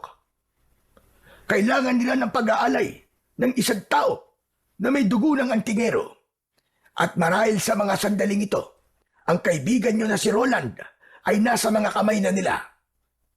Napili nila ang kaibigan nyo para siya ang gawing alay. Kung totoo po ang sinasabi niyo, Lolo Espilo, kailangan po ni Roland ang tulong namin. Hindi magiging madali ang paglaban sa kanila sapagkat balot sila ng kapangyarihang itim. At nang makita kita, Fredo po. Ako po si Fredo. Siya naman po si Zoren. nang makita kita kanina, Fredo, marahil ikaw na nga ang binatang matagal ko nang hinihintay. Ano po? Hinihintay niyo po ako? Oo, nakita ko sa iyo ang isang kakaibang liwanag na nagsasabing ikaw ang karapat-dapat para sa makapangyarihang tungkod. Ho? Paano po si Fredo? Ngayon lang naman po namin kayo nakausap Hindi ako isang ordinaryong tao lamang. May kakayahan akong makakita sa hinaharap. Isa akong babaylan. Kaya nga alam ko na sa mga sandaling ito, nasa piling na ng mga bagat ang kaibigan ninyo. Ngayon na magaganap ang pag-aalay, kunin mo, Fredo, ang tungkod dito. Hawakan mo. Inabot sa akin ni Lolo Espilo ang tungkod. At nang hawakan ko yun, biglang nawala ang sugat ko sa tuhod. Lumiwanag din ang paningin ko na kahit gabi na, ay malinaw kong nakikita ang paligid. Sa pagbibigay sa iyo ng kapangyarihang makakita ng liwanag sa dilim, palatandaan yan na ikaw na nga ang itinakda. Paano po kayo nakarating dito? Kung lungga po ito ng mga aswang na bagat. Tinawid namin ang mga sagradong bundok para hanapin ang lugar na to. Marami sa mga kapamilya namin ang pinatay ng mga aswang na yon. Kasama na roon ang aking anak. Pumunta kami rito para isalba siya. Pero huli na pala kami ng dating. Teka lang, ano po bang sagradong bundok ang tinutukoy nyo? Hindi po ba ito po ang bundok ng Kapalongga? Hindi. Sapagkat ang lugar na ito ay ang bundok ng Tabor, ang tahanan ng mga aswang. Binago ng mga aswang ang kwento para isipin na ito ang bundok ng Kapalongga upang marami siyang maloko at madala sa lugar na ito. Ang tunay na sagradong bundok ay doon sa tapat ng bundok na to. At ang lugar na kinaroroonan mo ngayon ay lungga ng mga aswang. Kung ganun po, nagkamali kami. Naligaw po kami. Hindi niyo pa rin ba naiintindihan? Sinadya kayong iligaw. Dinala kayo rito. Paano po ito nagsimula, Lolo Espilo? Nangyari ang lahat ng ito nung panahon pa ng kaguluhan. Nang sumiklab ang ikalawang digma ang pagdaigdig. May isang grupo ng mga lalaki na nakaranas ng paghihirap at sama-sama silang umakyat sa bundok ng Tabor upang ialay ang kanilang kaluluwa sa demonyo. Humingi sila ng tulong sa hari ng kadiliman para iligtas sa kanilang sarili, kapalit ng buhay ng isang lalaking may dugong antingero. Nang makita ng hari ang paghinagpis ng mga lalaki, binigyan niya ang mga ito ng kapangyarihan. Ano pong mangyayari sa kaibigan ko? Ang kaibigan mo ang kukumpleto sa 10 alay na hinihingi ng demonyo sa kanila. Kasabay ng 10 alay ang pagsalubong nila sa bagong suprema. Malakas siya at taglay ang kapangyarihang itim at lalo silang maghahasik ng lagim. Ilang buhay pa ang mawawala at kapag hindi sila napigilan, ilang mga kagaya niyo pa ang mabibiktima para sa paggawa ng panibagong suprema. Kapag dumating ang bagong suprema, magiging malakas din ang kapangyarihan ng mga aswang at lalagpas pa ito sa karatig bundok. Tulungan niyo po ako. Iligtas po natin ang kaibigan ko. Maganda kayo. Lulusog na tayo. Ililigtas natin ang kaibigan nila.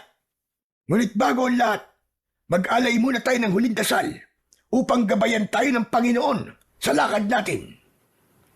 Sa pagpapatuloy ng aming pag-uusap ni na Lolo Espilo at Zorin, tumayo ang matanda at lumapit sa amin. Nagkamali siya ng taon dinala sa lugar na to, Fredo. Ang babaeng nagdala sa inyo rito ay ang kanilang suprema. Sinadya niya na madala kayo rito upang gawin ang pag-aalay ng buhay. Siya si Esther, ang babaeng nagdala sa inyo rito. Diyos ko! Isang aswang si Esther! Isang suprema, ang tagapagpatupad sa pag-aalay. Ang tungkod na hawak mo, Fredo, ang papatay sa kanya. Magagawa mong labanan ng itim niyang kapangyarihan sa oras na magkaharap kayo. Protektahan mo ang alay. Huwag mong hayaan na makuha niya ang kapangyarihan ni Roland. Sasama ho ako. Alam mo ba ang sinasabi mo, binata? Opo. Kahit wala akong kapangyarihan at matatakotin ako, handa po kong iligtas ang kaibigan namin. Kung buo ang loob mo, sige, sumama ka. Pero gusto ko lang malaman mo na matagal na kaming nakikipaglaban sa mga aswang at handa kaming mamatay. Matalo lang sila. Pero hindi namin kaya na may mamamatay ng dahil sa amin. Ikaw, handa ka ba? Opo, handa po ako. Alam ko na iniisip niyo po na hindi ko kaya, na wala po akong armas, na wala akong alam. Alam ko lang po, ay hindi ko kaya mabuhay na palagi na lamang natatakot. Kaya sasama po ako. Handa po ako mamatay para sa kaibigan ko. Ako rin po, Lolo Espilo. May sandata man o wala, ililigtas ko si Roland. Kung ganon, tara na. Magmadali kayo. Isang pangkat kami na lumusob sa lungga ng mga aswang, dala ang tungkod. Si Zorin naman, binigyan siya ng sibat ni Lolo Espilo. Pagkalipas ng ilang minuto, narating namin ang lugar na pagdadausan ng ritual. Nagulat kami dahil doon kami natulog sa lugar na yon, sa harap ng balete. At mula sa aming pinagtataguan, kitang-kita namin ang mga aswang na bagat. Sumasayaw sila sa harap ng nakataling si Roland. Si Esther nakita namin. Ipinapasa sa kanya ang koronang gawa sa sanga ng kahoy at sa dulo nun ay merong nakatusok na mga bungo ng sanggol. Hindi napigilan ni Zorin ang hindi magalit kay Esther. Traidor siya, Fredo! Traidor siya! Kampong pala siya ni Satanas! Pagmasdan nyo kung ano ang ginagawa nila. Bakit hindi pa tayo sumugod sa kanila, Lolo Espilo? Dahil hindi pa sila kompleto. Maghintay kayo dahil magpapakita sa lugar na yan ang hari at reyna nila. Matyaga kaming naghintay sa pagdating ng hari at reyna. Maya-maya pa ay nanlaki ang aking mga mata nang mula sa sulok ng kakawyan ay dumating ang mag-asawa. Anak ng... Teka, Fredo, hindi ba sila yun? Yung mag-asawa sa karinderya? Pambihira. Muntik na tayo kumain ng lutong ulam nila. Kung nakakain kayo ng pagkain na itinitinda nila, marahil may hawa na kayo ng aswang. Nagtiwala po kasi kami kay Esther eh. Inatake pa siya ng aso kanina. Talagang paniwalang paniwala kami na nasa panganib siya. Natural, para mahulog kayo sa bitag niya. Habang tahimik naming pinapanood ang pagsasagawa nila ng ritual, nagising si Roland. Inilinga-linga niya ang paningin sa paligid. Esther! Ayop ka! Pakawalan mo ako rito! Nasaan ako? Nasaan ako, Esther? Sumagot ka! Lumapit si Esther sa kinaroroonan ni Roland. Sa pagkakataong yun, kakaiba na ang mga mata ng dalaga. Esther, ano to? Bakit mo ito ginagawa? Katungkulan ko to. Ang magdala ng mga alay sa gubat na to. Ang kunin ng loob nyo. Para sa kapangyarihan ko. Hayop ka! Itinuring ka namin na kaibigan at higit pa sa kapatid. Paano mo nagawa sa amin to? Traitor ka! Kasalanan nyo. Kung madali kayong magtiwala. Wala kayo. Madali kayong mauto. Ang ibig mo sabihin ay nagkunwari ka lang. Arte mo lang ang lahat ng yun. Napakasama mo. Masahol ka pa sa demonyo. Kung ako lang ang kailangan mo, sana ako na lang. Hindi mo na sana dinamay pa ang mga kaibigan ko. Sino ba nagpilit na sumama rito, di ba? Si Fredo? Bakit hindi ko siya idadamay? Sa kagustuhan niya makakuha ng halamang gamot para sa nanay niya. Hindi ba't isinama niya kayo rito? Kaya, bakit ka sa akin nagagalit, ha? Pero bakit ako? Bakit ako? Dahil sa medalyon mo. Dahil sa dugong antingero mo. At sa lahat ng mga napili ko. Ikaw ang puro. At hindi ako nagkamali sa pagpili sa'yo. Hindi. Hindi, Esther. Hayop ka. Nasaan ang mga kaibigan ko? Wala na sila. Ang isipin mo yung sarili mo. Dahil iaalay na kita para sa aming Panginoon. Anong ginawa mo sa mga kaibigan ko? Hayop ka. Anong ginawa mo sa kanila? Ano? Imbis na sumagot si Esther, sinimulan na niya ang pagtaas ng punyal sa ere, habang ang kanyang alagad ay nagsimula ng sumayaw at lumikha ng nakakakalabot na pag-angil. Akma sanang magpapakita ko, pero pinigilan ako ni Lolo Espilo. Teka lang, hindi pa ito tamang oras. Kailangan hugutin mo muna ang punyal bago tayo umatake. Teka, bakit kailangan po natin hintayin yun? Para mailabas ang lahat ng enerhiya ng Suprema. Wala na akong nagawa, kundi ang bumalik sa pinagtataguan namin. Maya-maya pa ay umalingaw-ngaw na ang boses ni Esther. Mahal na Panginoon ng kadiliman, tanggapin mo ang alay ko. Umanib ka sa akin. Bigyan mo kami ng lakas at kasaganaan. Ang lahat ng alagad ni Esther, pati ang mag-asawang naroon, nagsimulang yumuko at tumayo habang nakapikit. Lumitaw ang kulay itim na usok sa paligid ni Esther. Kasunod ang pagbabagong anyo niya. Mula sa pagiging tao, lumitaw ang dalawang sungay niya sa ulo. Humaba ang mga kuko. Tumubo ang mga pangil sa bibig at naging kulay pula ang mga mata. Sa isang iglap ay naging aswang na bagat si Esther. Nanlalaki ang mga mata ko dahil nakita namin ang nakakatakot na anyo ni Esther habang nakataas pa rin ang punyal sa ere. Ganap na ang kapangyarihang bumalot sa aking katawan. Sisimulan ko na ang pag-aalay sa iyo, mahal na Panginoon.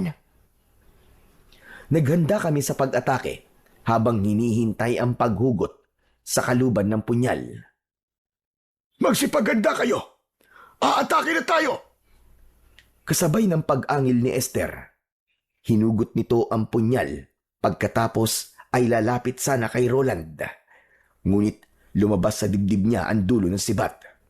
Mula yon sa likod at tumagos sa dibdib ni Esther. Si Soren ang sumaksak kay Esther.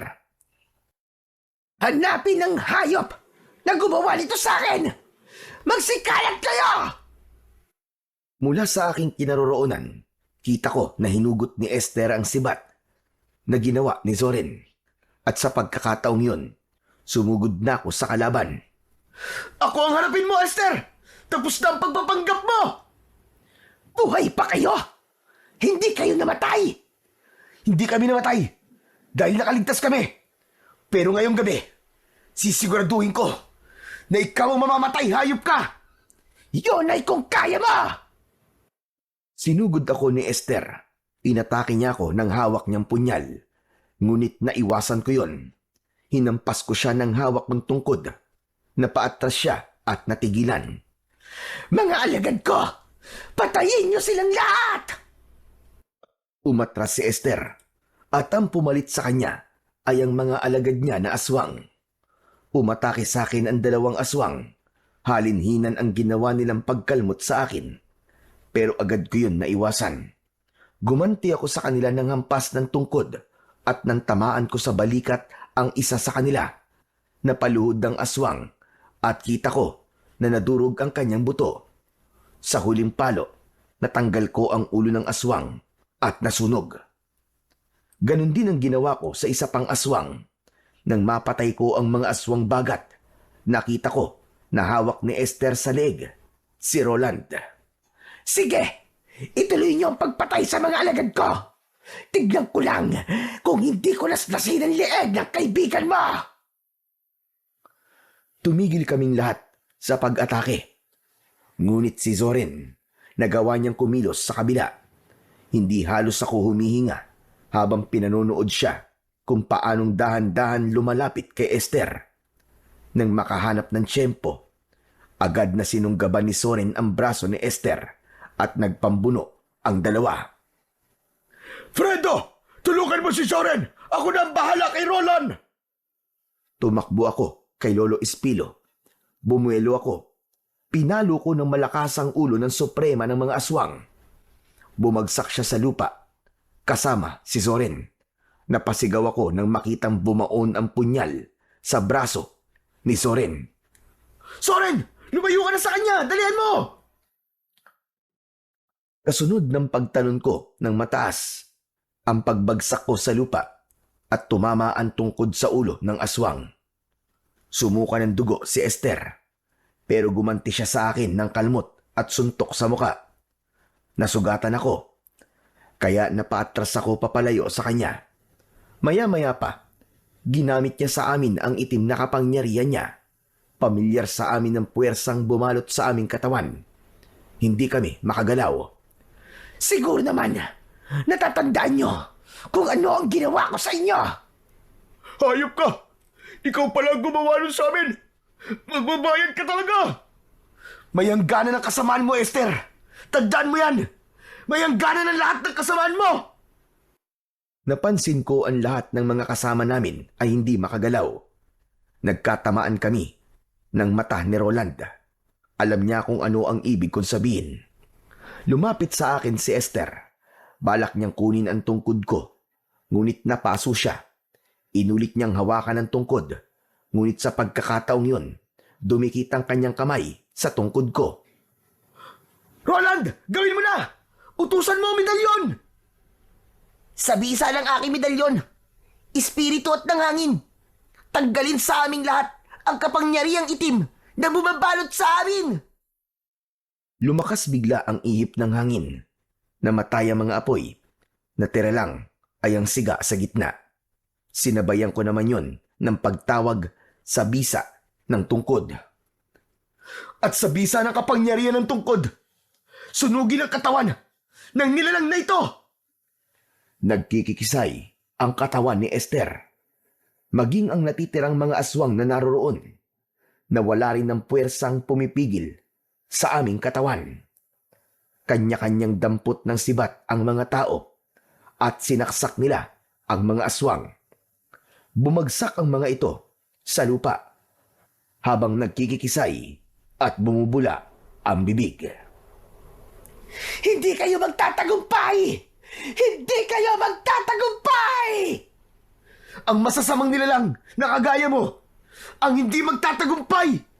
Magsama-sama na kayo ng mga kapwa mo demonyo sa impyerno!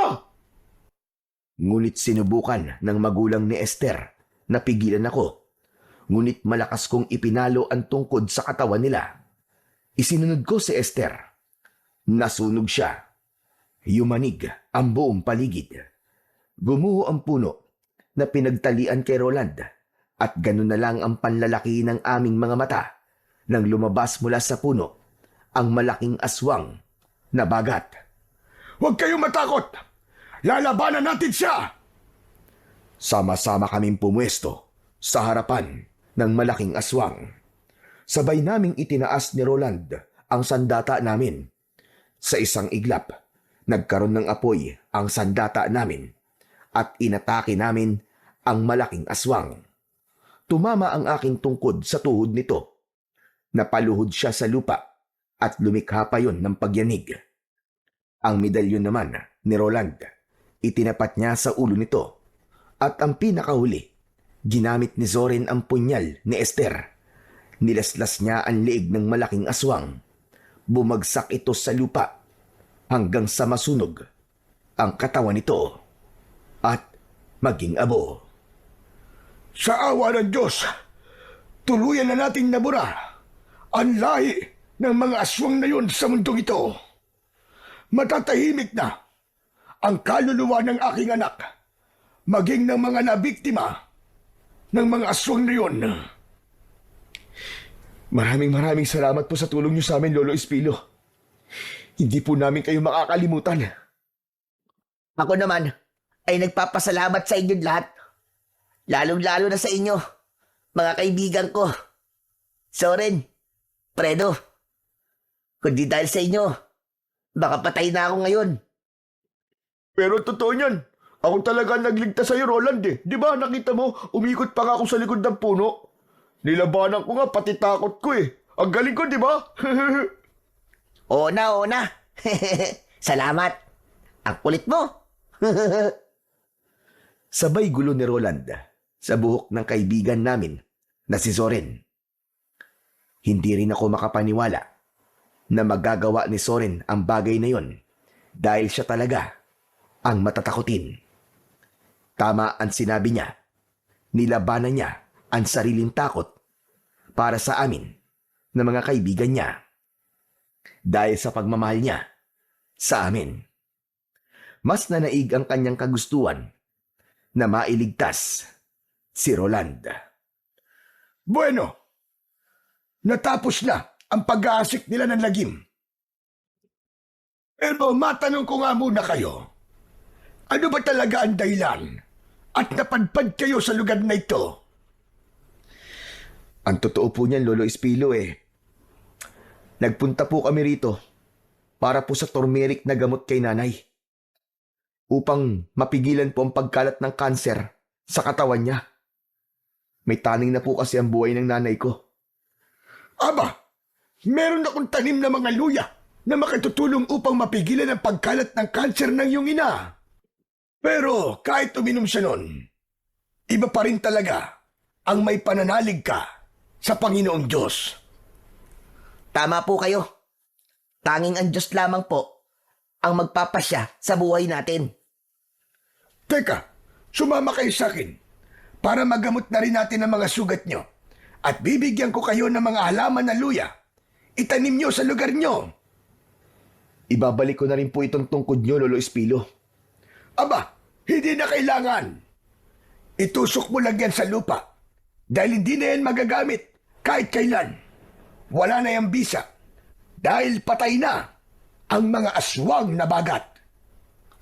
Itinusok ko ang tungkod sa lupa at nasaksiyan ko ang pagbabago ng itsura nito. Naging bulok na kahoy ito at naglaho ang presensyang nararamdaman ko. Pagkatapos namin mag-usap, ay umalis na kami sa lugar na yon. Bumalik kami sa kuta ni na Lolo Espilo at ng mga tauhan niya. Nakita naming magkakaibigan ang mga halaman na luyang dilaw, saka ibinigay sa amin upang itanim. Pagkatapos, nagpaalam na rin kami sa kanila. Itinuro niya sa amin ang tamang daan pabalik sa kuweba. At ngayon, nasa labas na kami ng kuweba, ay natanaw namin ang motor namin na nakaparada sa gilid ng kalsada. Simula ngayon, hindi na tayo pupunta sa mga lugar na hindi natin kabisado. Aba, mahirap na. Ay nako, ngayon lang ako naging masaya ng ganito sa tanang buhay ko ah. Grabe, ang dami ko natutunan sa mga nangyari sa atin sa lugar na to. At may naiuwi pa tayong gamot. Samantalang, ang dami naman ito sa amin eh. Ano? Teka, ano sabi mo? Hindi naman kasi kayo nagtatanong eh. Hindi na sana tayo nagpunta rito para sa gamot na to. Pambira na yan, oo. Yan ang napapala na naglilihim sa kaibigan. Aba. Parang may hugot ka pa rin ah. Pagkatapos ng lahat, hanggang ngayon ganyan ka pa rin. Masama pa rin yata ang loob mo sa akin ah. Hindi naman. Sinasabi ko lang, kung naging tapat ka lang sana sa amin, hindi na sana tayo umabot pa sa ganito at muntik mapahamak. Di bale, may maganda rin naman nangyari sa Oren eh. Dahil nalaman natin na traidor si Esther. Biruin nyo, 1 taon natin siyang nakasama, aswang pala ang dinapurak ng lintik na yon, suprema pa. Tsaka alam nyo kung ano pa yon? Nalaman natin na buo ang samahan natin at walang makakatalo sa atin na kahit na anong puwersa ng kadiliman. Tama ka. Paano ka ba nawala sa tabi ni Soren ha, Roland?